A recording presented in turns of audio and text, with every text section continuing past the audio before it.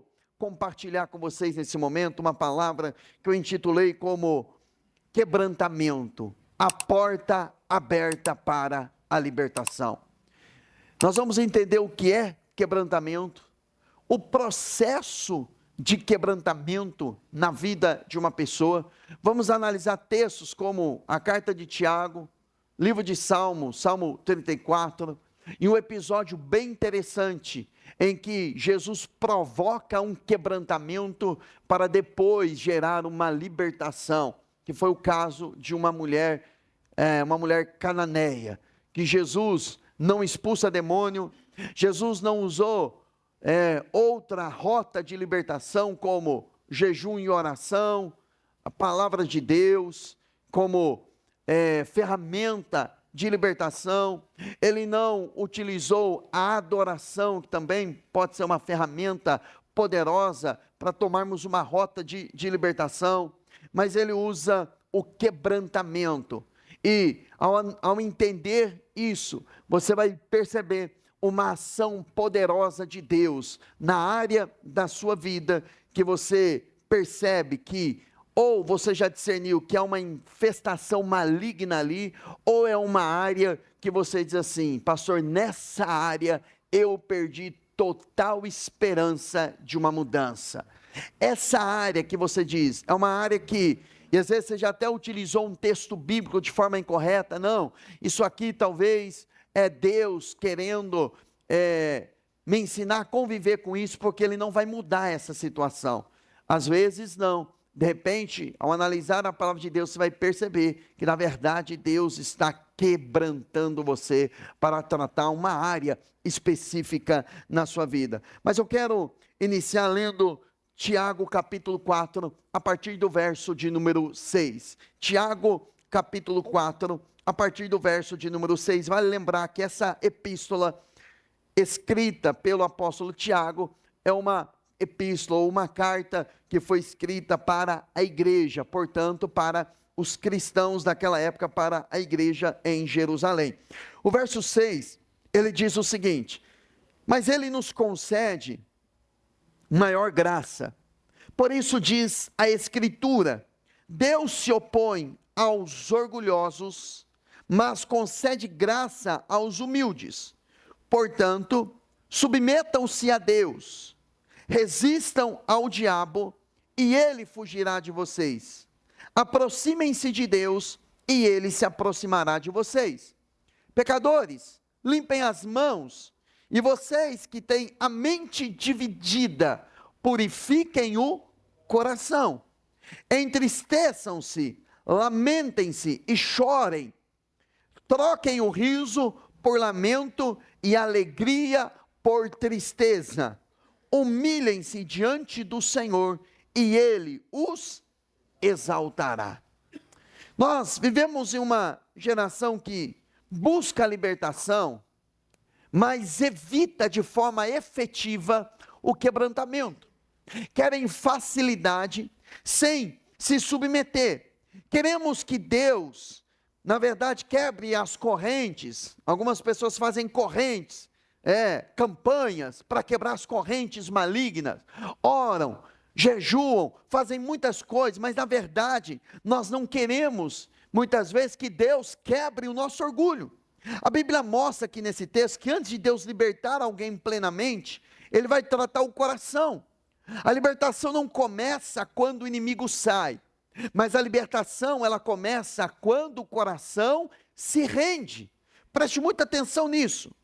Esse texto aqui de Tiago fala literalmente sobre um processo de quebrantamento, processo de gerenciamento do nosso coração, que ao enxergarmos que existem algumas estruturas que precisam ser mudadas ou moldadas por Deus, às vezes nós resistimos, porque é mais fácil expulsarmos um demônio, culpabilizarmos uma infestação maligna ou uma ação maligna, do que propriamente nos submetermos a Deus. Eu vou trabalhar um pouquinho mais esse texto, mas eu queria ir para entendermos primeiro o que é quebrantamento, o processo que antecede a libertação. Eu quero já ler com vocês Salmo 34, do verso 17 ao 19, que aí para nós ganharmos tempo. Salmo 34, verso 17, a NVI traduziu dessa forma: os justos clamam, o Senhor os ouve e os livra de todas as suas tribulações. Grava essa palavra, todas as suas tribulações. O Senhor está perto dos que têm um coração quebrantado e salva os de espírito abatido. O justo passa por muitas adversidades, mas o Senhor os livra de todas. Justo quem foi santificado pelo sangue de Cristo, né? Trazendo, já interpretando para a nova aliança, passa por muitas adversidades, mas o texto é muito claro dizer que o Senhor os livra de todas. Então, muitas adversidades, mas em todas há livramento. Muitas adversidades, mas em todas há livramento. E o texto mostra claramente que o Senhor está perto de quem possui um coração quebrantado.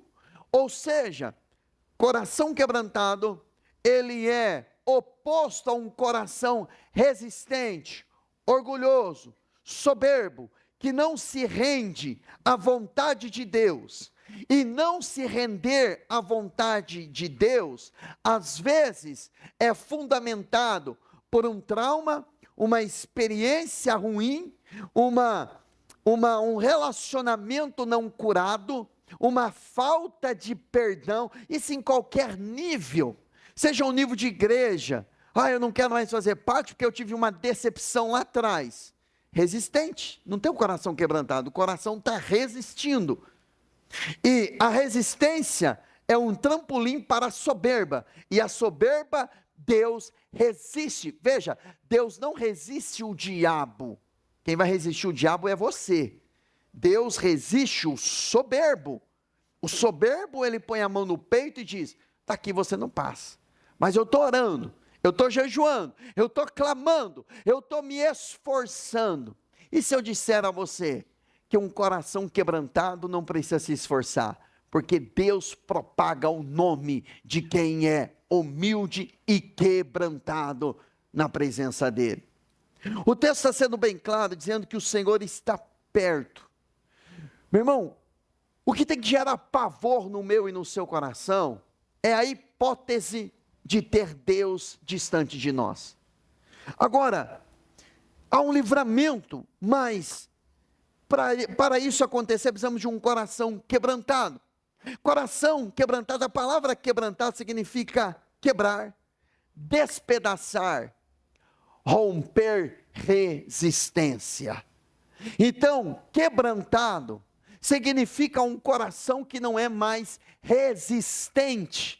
Resistente à voz do Espírito, resistente à voz de Deus. Eu quero já, em propósito de introdução, contar uma experiência que uma pessoa teve em um atendimento que eu fiz, que eu efetuei na vida dessa pessoa. Eu acompanhei e essa pessoa me permitiu contar essa experiência. Óbvio, não vou citar nomes nem lugar, passei em várias cidades, né?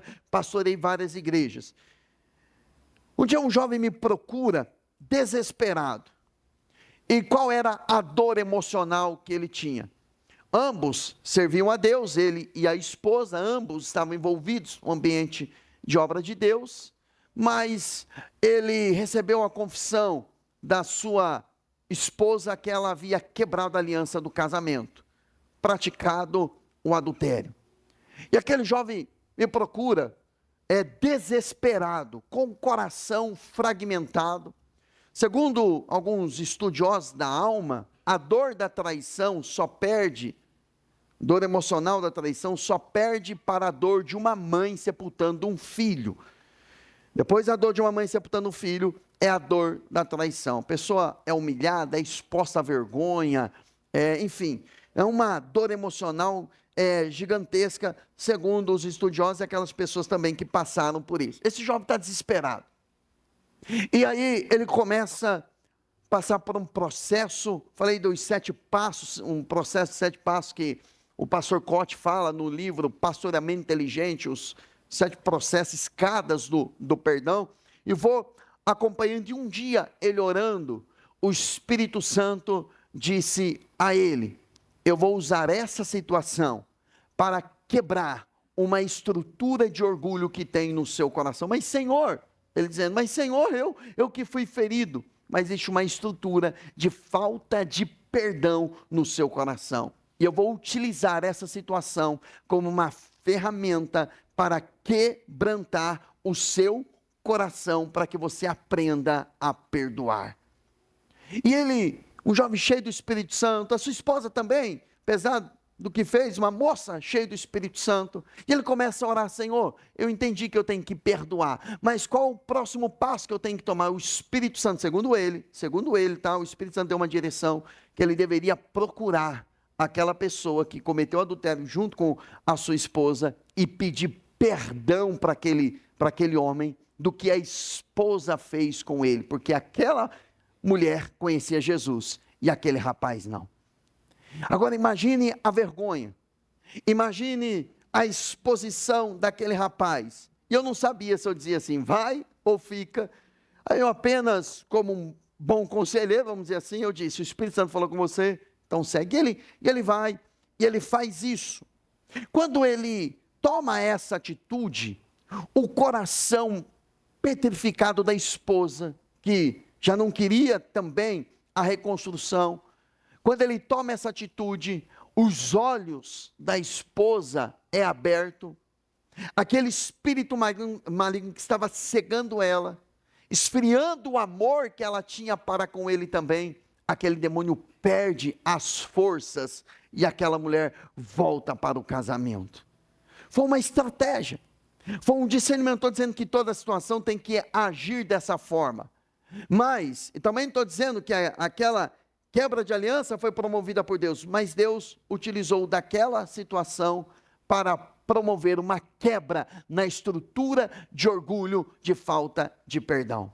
Porque além de ter uma dor emocional, uma ferida emocional, o orgulho ferido, e o orgulho ferido não é tratado, o orgulho ferido é atacado por Deus, porque esse orgulho ele precisa ser quebrado, porque Deus não trabalha com um coração orgulhoso. E qual foi a resistência que Deus quebrou no coração dele ali? Porque não queria perdoar. Era mais fácil fugir do casamento do que perdoar. E é interessante que nesse discernimento da questão do perdão, eu sou perdoado não na medida do amor de Deus. Preste bem atenção para você não achar que eu estou falando heresia. Eu sou perdoado na medida que eu libero perdão a alguém. O seu perdão não é medido pela obra da cruz apenas, mas o seu perdão recebido, que você recebe da parte de Deus, ele é medido pelo nível de perdão que você libera a alguém. Porque na oração, conhecida a oração do Pai Nosso, Jesus ensinou dizendo: perdoa-nos assim como nós perdoamos. Meu irmão, grava essa palavra. Perdoa-nos assim como nós perdoamos. Qual o nível de perdão de Deus você receberia hoje?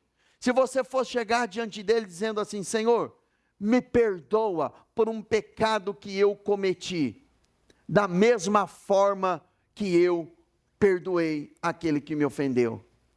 E se ele disser a você assim: tá bom, eu vou te perdoar, mas eu vou abandonar. Mas como assim, Deus? O Senhor vai me abandonar? Ué, você perdoou, mas abandonou. Então eu vou fazer da mesma forma. Então você percebe que o quebrantamento, ele é muito sério. Então, algumas pessoas estão tentando fazer batalhas espirituais mirabolantes, mas o coração está petrificado. Isso não significa que Deus quer destruir o homem, mas quebrar aquilo que o impede de depender dele. Porque, irmão, abrir o coração e perdoar alguém é você ficar na dependência de Deus. Mas se o fulano fizer novamente, você tem que estar na dependência de Deus. Mas se o fulano me ferir de novo, Jesus ensinou. Feriu numa face, o que é que você tem que fazer? Ferir a outra, não é ferir a outra dele não é tomar lá da cá.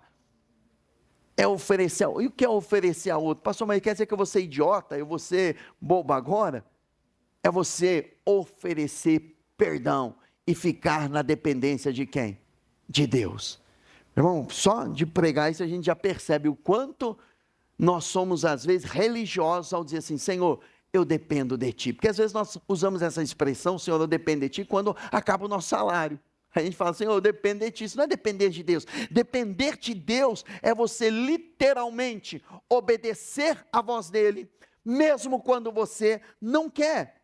Um coração que deixa de resistir à vontade de Deus, se rende totalmente à sua graça, isso significa ter um coração quebrantado.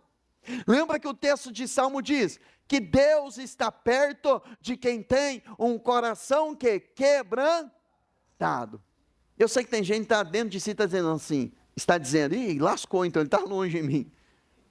Mas ele trouxe você, nesse momento, permitiu você ter acesso a essa mensagem, para tratar isso no seu coração. Meu irmão, quebrantamento não é derrota, quebrantamento não é fraqueza, não é apenas para entristecer, não é uma emoção passageira, não é viver cabisbaixo ou sem esperança. Quebrantamento é quando Deus quebra a nossa autossuficiência, para que passamos a depender completamente dEle. É quando a gente entra nesse ambiente de dependência.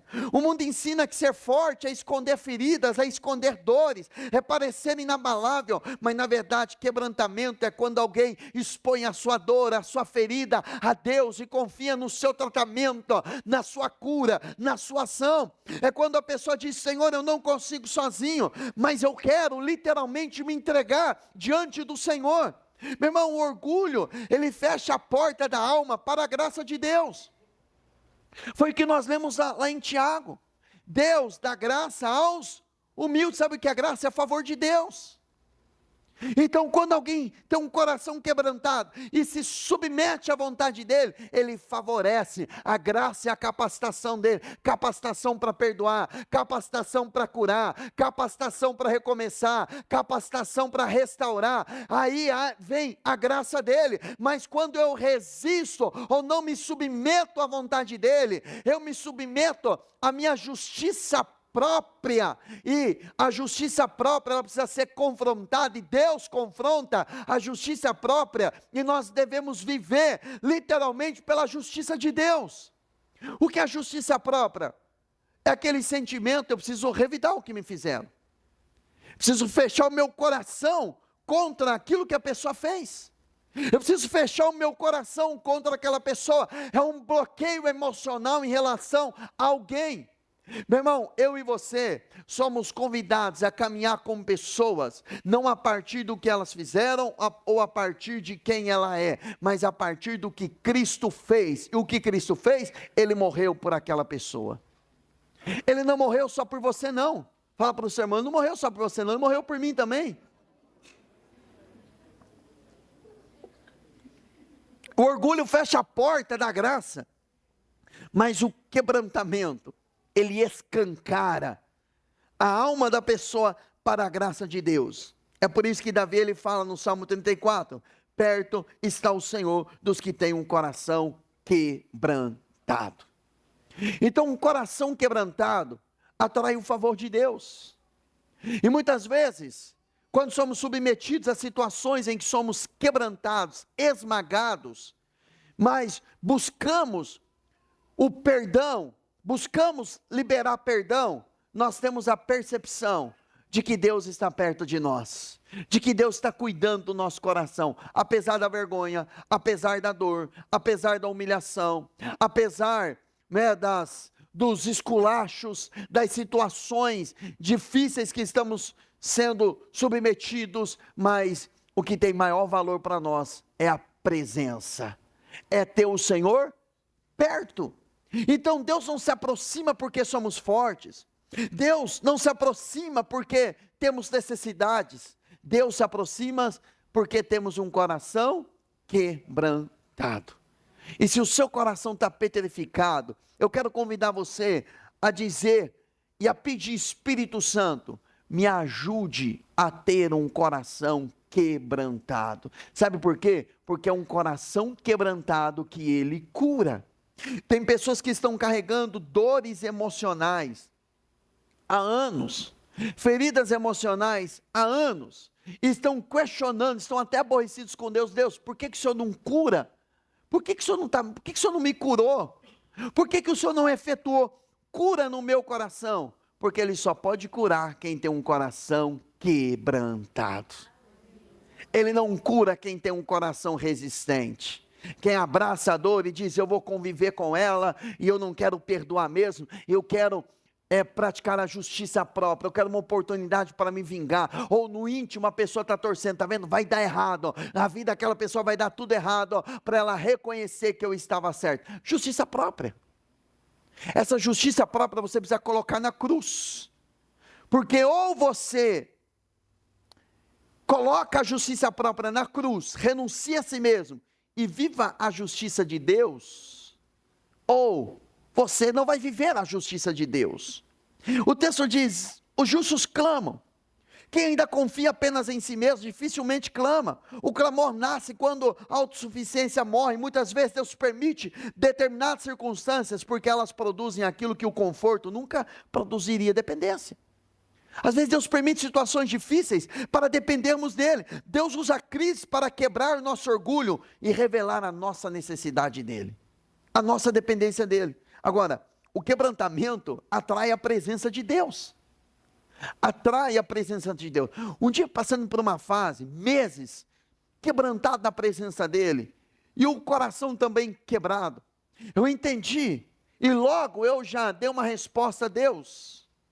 Eu disse, Deus, eu estou buscando tanto o Senhor por causa dessa luta, que eu estou preocupado o Senhor me manter nessa luta, porque se eu sair, estou falando de mim, tá?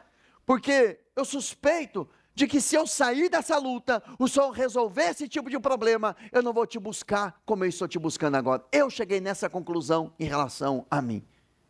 E a minha oração começou a mudar por causa desse discernimento. Deus, fortaleça os meus músculos espirituais, para que depois dessa luta, eu continue te buscando como eu estou te buscando agora. E é impressionante como o agir de Deus vem, e Ele nos livra de situações que nós não tínhamos mais esperança, quando simplesmente nós temos um coração quebrantado e decidimos o nosso coração permanecer na presença dEle.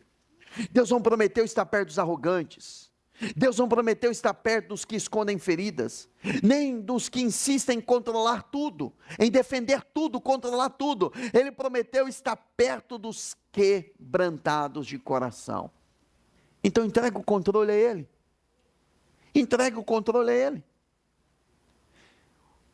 Todos nós temos uma televisão que tem um controle. Para que serve o controle? Você escolhe o canal que você quer assistir. Você escolhe, quando está lá na Netflix, na Disney, você escolhe o filme que você vai assistir. Entregar o controle, por exemplo, eu, minha esposa, temos 3 filhos. Para assistir um filme é uma guerra, um desenho com as crianças. Porque se escolhe um, o outro filho fala, por quê que a Melissa escolhe? Por que ela tem preferência? Aí escolhe um filme que o João Miguel quer, por que a Estela quer? Aí vira aquela briga. Chegou uma época em casa, nós tínhamos uma TV na sala, uma TV no quarto das crianças, uma TV no nosso quarto. Cheguei na conclusão, eu com a minha esposa, que não adianta ter 3 TVs em casa. Porque nós íamos para o quarto assistir um filme, eu e minha esposa, as crianças pulavam na cama. Aí deixava eles na nossa cama, ia para o quarto deles, uma televisãozinha pequenininha, eles iam para o quarto onde nós estávamos. Foi para a sala, eu falei, quer saber de uma coisa? É melhor deixar um, porque quem tem filho não tem mais TV. Mas enfim, entregar o controle é literalmente isso, é você falar, Senhor, a partir de hoje, o canal que eu vou assistir é o Senhor que escolhe. A realidade da minha vida a partir de hoje, a visão, o que eu vou colocar diante dos meus olhos, não é mais o que eu quero. Não vou ser mais seletivo, é o que o Senhor quer. Qual o cenário que o Senhor quer colocar diante dos meus olhos? Só que às vezes Ele coloca uma imagem diante de nós, que nós falamos, eu não tenho condições de viver isso. Acho que eu estou vivendo um filme, não. Se é uma visão dada por Deus, Ele vai te colocar naquilo que Ele mostrou para você. E geralmente o que Ele mostra é impossível. Agora o orgulho, ele afasta o homem de Deus, o quebrantamento aproxima. Ele salva de espírito oprimido. A ordem do texto é extraordinária. O coração quebrantado, depois Deus se aproxima. Então vem a salvação, o livramento e a libertação. É isso que Davi fala. Então primeiro vem o quebrantamento, aí Deus se aproxima. Depois que Deus se aproxima, aí vem o livramento e vem a libertação. Então, livramento e libertação não vem antes de Deus se aproximar. E para Deus se aproximar, Ele precisa que você tenha um coração quebrantado. Quem entendeu, irmãos? Amém? Então, eu preciso desse coração, não mais resistir. Tem gente que está igual Jonas, resistindo a ele, resistindo à voz dele, ele manda ir para Nínive, a pessoa quer ir para Tarsis, Deus manda ir para um lado, ela quer ir para outro, porque a justiça própria de Jonas, o Senhor não tem o direito de perdoar Nínive, olha que cidade cruel, olha que cidade terrível, o Senhor está querendo perdoar aquele povo? Como o Senhor pode perdoar aquele povo? Não, eu não vou pregar lá não, eu vou lá para Tarsis. E aí Deus vai submeter Jonas a um processo de quebrantamento. Qual é o primeiro processo? Ele pegou dinheiro e pagou uma passagem que ele não precisaria gastar aquele dinheiro. Então uma área que começa a afetar na nossa vida é a área financeira. Depois ele entra num barco.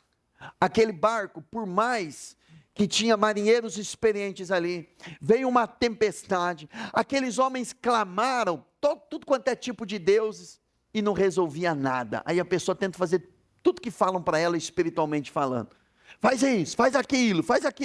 Se você falar com fulano, se você falar com o profeta tal, se você falar com o pastor tal, se você falar com o fulano de tal, se você buscar, olha, tem um cara lá, espiritual, que olha, é o Zé revela tudo. Sabe o que ele vai fazer? Ele vai revelar um trabalho de macumba na sua vida, e você vai acreditar que resolver um trabalho de bruxaria, de macumba, vai resolver a sua vida. Sabe o que vai acontecer? Não vai acontecer nada. Porque com Jonas, meu irmão, não adianta.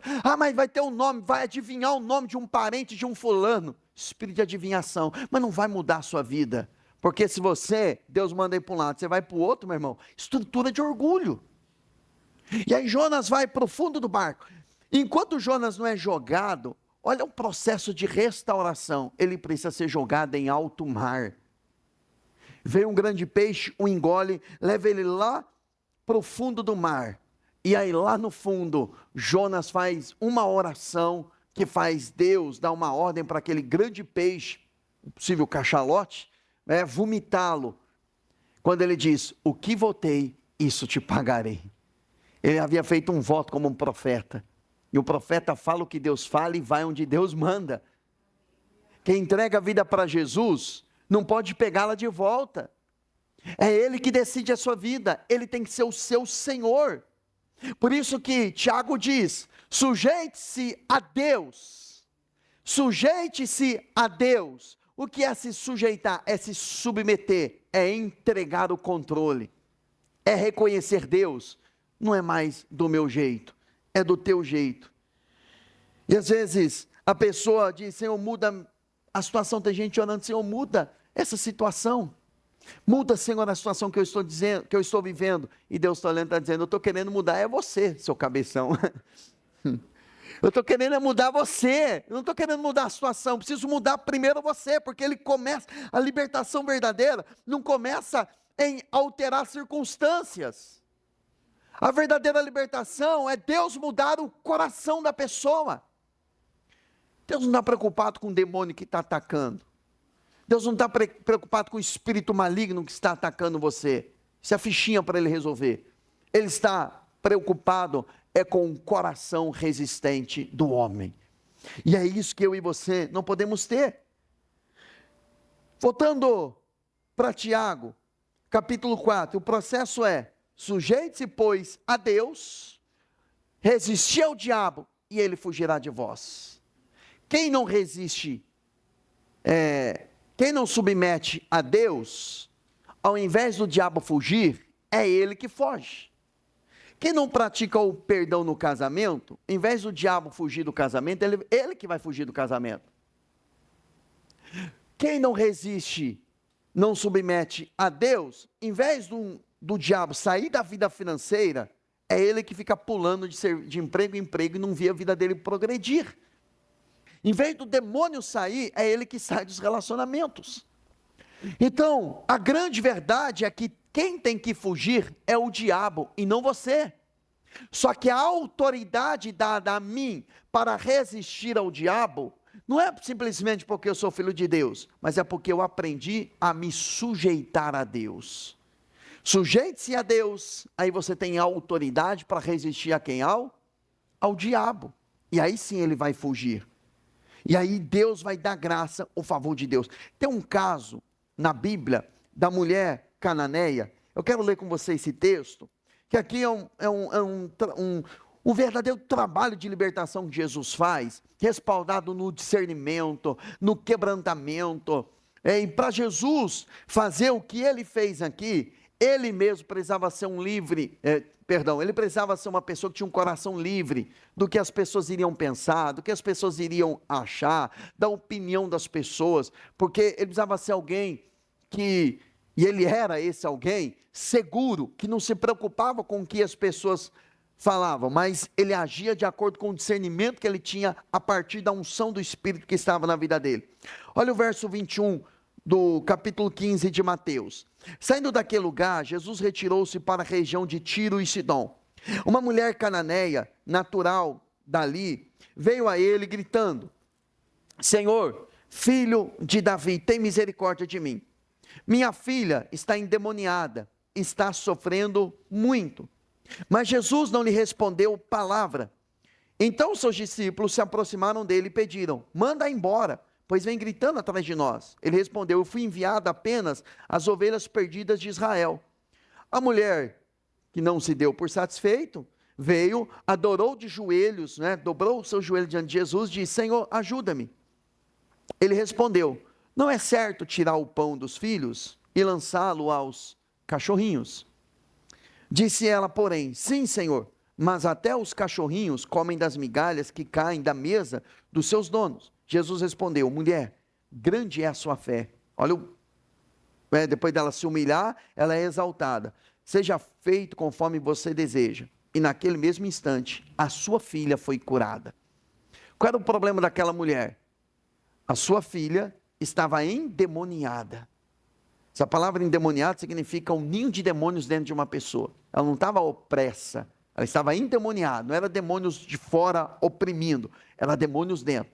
E essa mulher estava com esse problema. E ela chega até Jesus, ela vai gritando. E Jesus, quietinho, não responde ela. Os discípulos tentam interferir: mestre, despede essa mulher, despede ela. Ela vem gritando atrás de nós. Ele diz: não, eu vim atender os filhos, as ovelhas da casa de Israel. Ela é uma mulher cananeia, descendente de Cão. Havia uma maldição sobre aquele povo, porque ele era uma descendência que desonrava pai e mãe. O filho de Noé, o Cão, quando Noé bebeu, depois que ele desce da arca, ele vai lá, toma um porre, planta uma vinha, toma um porre, enche a cara e depois fica nu. E o Cão, ele vê o seu pai nu, e ele sai espalhando a nudez do seu pai.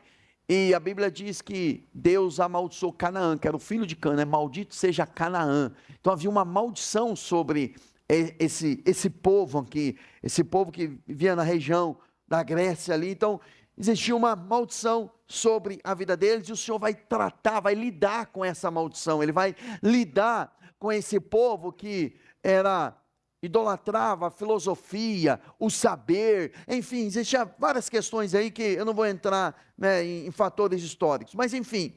E Jesus está dizendo: olha, eu vim para as ovelhas da casa de Israel, não para esse povo. E aquela mulher se aproxima, adora Jesus, e ele diz: mulher, eu não posso pegar o pão dos filhos, ou seja, a libertação que é para os judeus, e entregar para os cananeus. Eu não posso fazer isso. E aquela mulher diz: mas até os cachorrinhos comem das migalhas.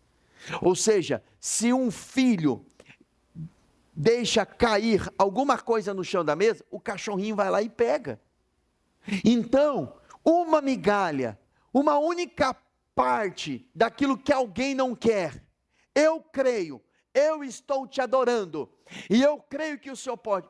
Irmãos, aquilo fez com que Jesus elogiasse a fé dela, disse: mulher, grande é a sua fé. Jesus não expulsou o demônio da filha. Jesus não disse: olha, essa caça de demônios sai em coração em jejum.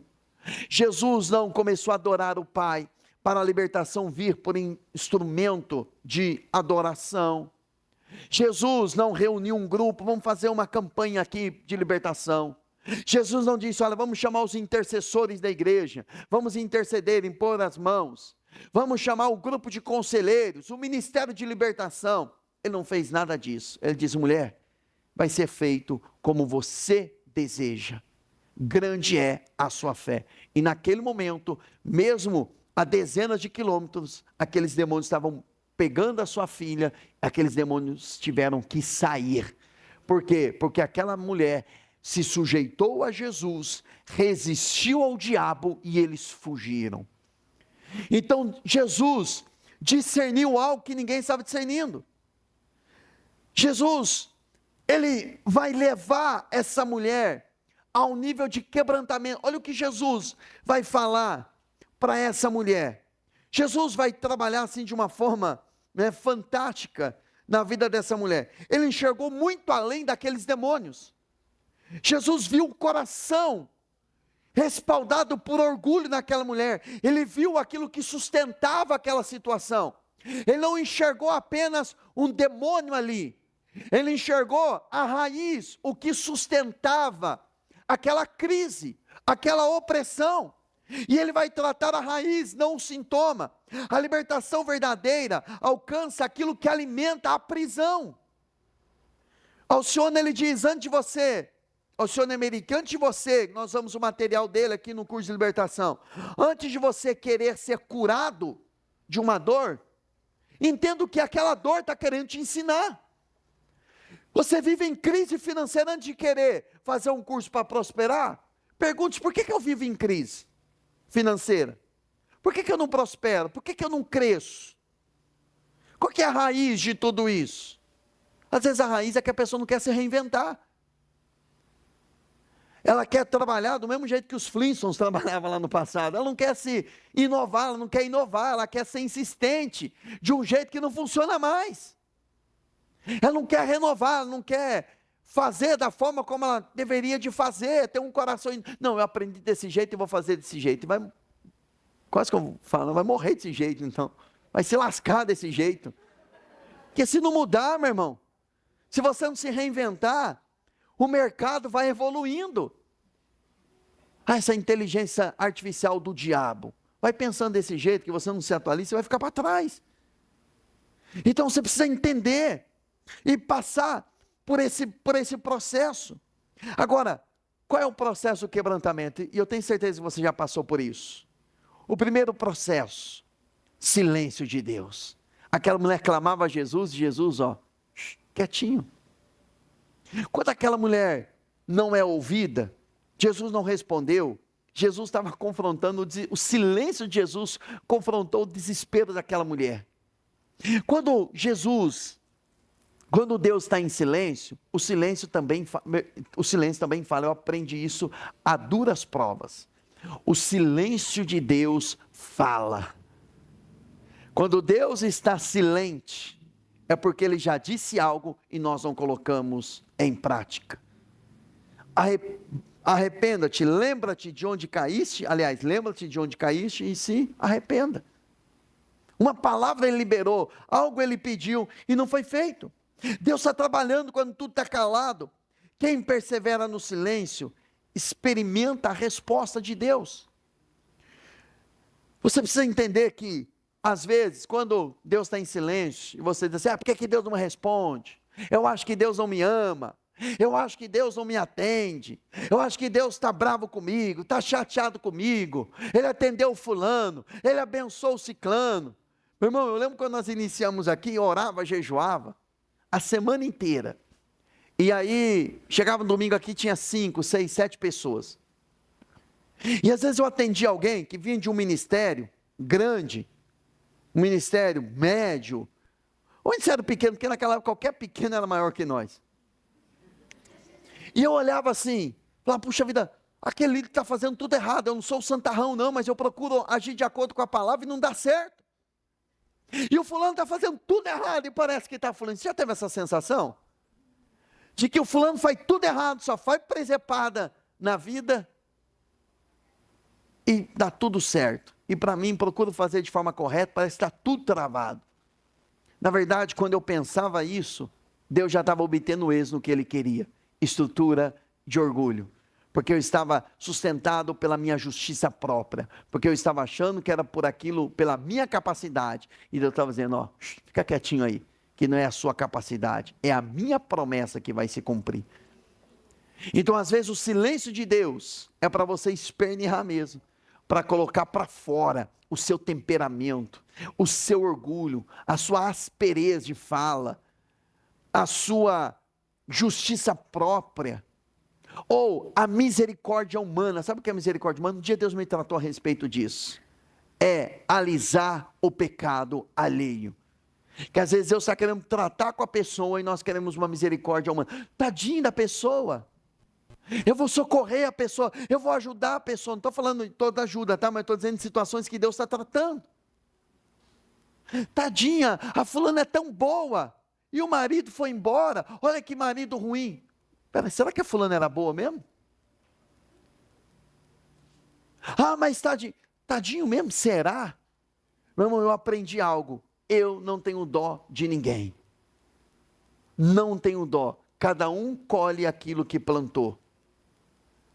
Eu não vou colocar a mão.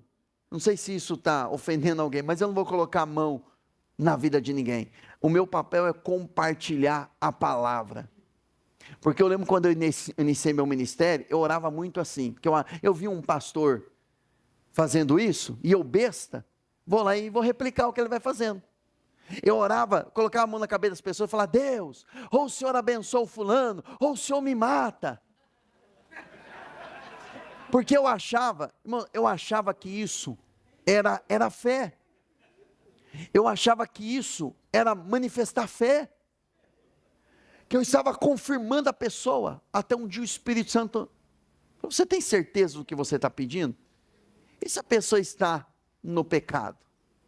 E se a pessoa está no pecado? Então, às vezes, até uma pessoa que está nas últimas, a gente precisa agir de forma correta. Contei aqui recente, fui visitar uma pessoa que estava nas últimas no hospital. E eu, no caminho, eu disse, Senhor, tira o sentimento, porque se eu agir como pastor, eu vou chorar. Uma pessoa que eu gosto muito, tantos anos caminhou comigo, mas aquela pessoa precisava liberar perdão. E quando eu chego na ala do hospital, e ela começa a falar, pastor, que bom que você por aqui, e começa a contar a situação, eu falei, para. Você tem mágoa, tem amargura no seu coração. O câncer está comendo o seu corpo e você não libera perdão.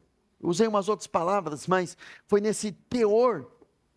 Enquanto a pessoa não libera perdão, a graça de Deus não se manifesta. E é perigoso a pessoa partir para a eternidade, carregando a mágoa, e além de sofrer aqui, vai sofrer na eternidade longe de Deus. Porque o perdão de Deus fica bloqueado na vida de uma pessoa. Então Jesus estava trabalhando daquela mulher. Quem persevera no silêncio, experimenta a resposta. E o que acontece com os discípulos? Eles querem colocar a mão. Jesus, o senhor não está vendo ela gritando aí? O senhor não está ouvindo, melhor dizendo? Não, o senhor está ouvindo ela gritando? As pessoas vão achar que o senhor não quer atender ela. As pessoas vão achar que o senhor não ama ela. O que vão pensar do senhor, meu irmão? Quando alguém é resolvido, ele não se preocupa com o que as pessoas vão pensar, porque ele sabe quem ele é. E Jesus tinha um discernimento, havia orgulho que eu precisava quebrar ali. E uma outra coisa, a mulher, ela é quebrada no silêncio depois da rejeição. Quando ela chega diante do Senhor, Jesus fala para ela, ô mulher, eu não posso pegar o pão dos filhos e dar aos cachorrinhos. Você já disse isso para alguém? Imagina uma pessoa que está muito necessitada e você só tem para dar de comer para os seus filhos. Você tiraria dos seus filhos, deixaria eles com fome para ajudar um estranho? Você deixaria uma criança passando fome para ajudar um adulto, arrancaria da boca do seu filho, deixaria ele passar fome para entregar para um adulto? De certa forma, não. Então, Jesus fala isso, aquela mulher ela poderia espernear dizendo o seguinte: ele me rejeitou, quem ele pensa que é? Ele não teve compaixão, eu estou com uma filha endemoniada, e ele disse na minha cara que não vai me ajudar, que não pode me ajudar, que não quer me ajudar. Aí as feridas começariam a gritar. Não é isso que muitos fazem? Viram as costas para mim, ninguém me ajudou, ninguém me atendeu, ninguém colocou a mão, ninguém viu o meu sofrimento. Hoje em dia cada um por si e Deus por nós. Aí começa a ferida a gritar. E Deus está conseguindo arrancar aquilo que está podre dentro do coração. Você percebe que Jesus não trata com demônio aqui? Jesus vai tratando com o coração dela. Só que ela não desistiu. Quem busca apenas milagre vai embora. Quem ama Jesus permanece. O quebrantamento prova a motivação do coração. Jesus toca exatamente onde o orgulho poderia reagir. Era o momento da decisão dela. Ela poderia ir embora, permanecer quebrantada. Ela podia escolher. O orgulho vai embora quando a ofensa ela é vencida. Aquela mulher, ela permanece. Quando ela diz: mas Senhor, até os cachorrinhos comem do que cai das migalhas. Aquela mulher, ela não ficou ofendida, porque Jesus disse: você é uma mulher cananeia. Ela poderia dizer: racismo, ele está me rejeitando porque eu não sou uma mulher judia, porque eu não pertenço à nação dele, ele está fazendo um pouco caso. Poderia começar gritando: isso é racismo que ele está fazendo, ele está me rejeitando por causa da minha nacionalidade, de onde eu vim. Ela poderia criar um motim ali, ela poderia buscar um bando de feridos, para começar a fazer uma arruaça onde Jesus estava. Ela poderia aglutinar pessoas feridas, porque é assim, meu irmão, os feridos eles vão se aglutinando com feridos, ferido anda com ferido, fica um lambendo o outro e ninguém é curado. Meu irmão, nós temos que andar com gente que vai meter o dedo na nossa ferida, mas para nos curar. Eu sempre conto aqui, em várias situações, quando eu ia falar com o pastor Renato, que é meu pastor, ele dizia assim para mim: Bruno, você está errado. Meu irmão, como dava ódio isso? Eu ia tratar uma situação e falar: pastor, assim, ele fala: Bruno, você está errado. Isso me dá uma raiva. Não, mas o senhor não está entendendo, não é assim. Bruno, você está errado. Irmão, aquilo, eu saía do gabinete, que às vezes era lá, na sede, ou às vezes ele vinha aqui. Quantas vezes ele vinha aqui? E a vontade de mim, eu falava: ele está no meu escritório, está falando que eu estou errado. Está comendo o pão que eu coloquei para recepcionar ele aqui, está falando que eu estou errado. Meu irmão, o homem de Deus é assim, ele não é comprado por presente, por comida, por nada. Ele fala o que tem que ser falado. Porque ela é decidida. Por isso o ministério não é lugar para gente carente, o ministério é para gente resolvida. Gente que não compactua com a misericórdia humana, que é passar a mão no pecado. Recentemente eu vi que confrontar numa pessoa, sabe aquela pessoa que você vai falar uma coisa, ela já fala um monte de coisa. Eu falei para ele, irmão, fica quieto. Eu usei essa expressão, falei: irmão, fica quieto, eu não chamei aqui para você falar, eu te chamei aqui para você ouvir. Saiu daqui emburrado, bravo. Eu falei: se voltar na igreja no culto vai ser por Deus. Passa alguns dias, ele agradece pela palavra. E eu dormi preocupado, confesso a você, porque a misericórdia humana, que não é a misericórdia de Deus, tenta gritar mais alto. Quando a gente vai corrigir um filho, é gostoso corrigir um filho? Não é. Não é gostoso. É gostoso puxar a vara para o filho? Às vezes um chinelinho santo? Não é. Mas às vezes é necessário para corrigir a rota.